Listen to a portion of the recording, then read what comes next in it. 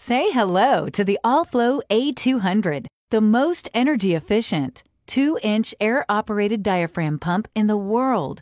With a smart, simple design perfected during years of intensive research, the A200 combines rugged reliability and ease of maintenance to deliver the best performance on the market today. The A200 is engineered to outperform the competition while using the fewest number of air valve parts in the industry. In fact, during operation, only 4 pieces of the air valve move. This makes the A200 easier to maintain, faster to fix if there's a problem, and less expensive to operate overall. Here's a look at what makes the A200 tick. Check valves. Diaphragms. The diaphragm rod assembly. The main air valve. And the pilot air valve. Now that you know the key components of the A200, we can discuss how it works. 2 diaphragms, connected by the diaphragm rod, work in unison to create the liquid motion of the pump. While one side is in suction mode, the other is in discharge mode. As a diaphragm moves inward, it creates suction. This suction motion causes the balls to move towards each other.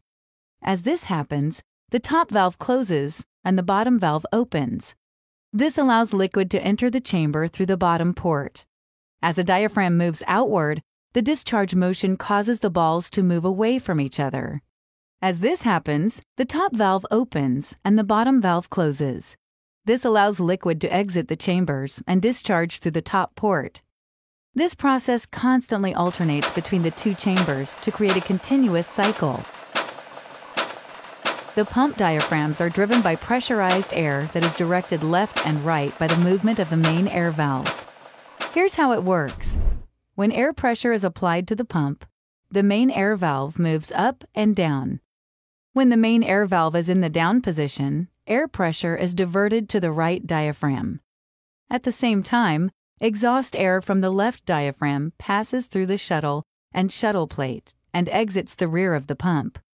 When the main air valve is in the up position, air pressure is diverted to the left diaphragm, while the right diaphragm is exhausted. This process constantly alternates between the up and down position to create a continuous cycle. The pilot air valve directs the air that moves the main air valve.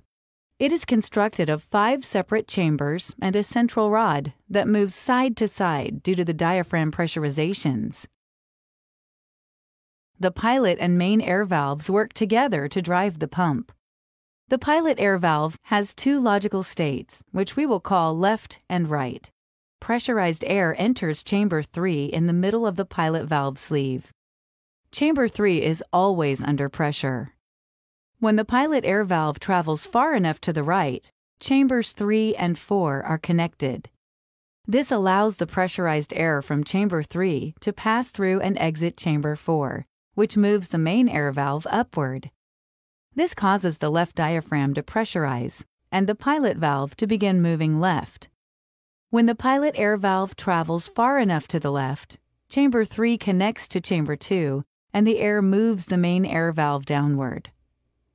This causes the right diaphragm to pressurize and the pilot valve to begin moving right. Throughout the cycle, one side pressurizes as the other exhausts. This process constantly alternates between the pilot and main air valve to create a continuous cycle.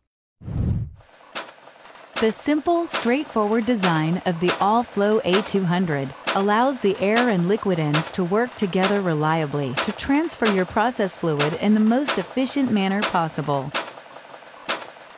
Put the All-Flow A200 to the test and experience the difference for yourself. Visit www.allflow.com today to find an All-Flow distributor near you.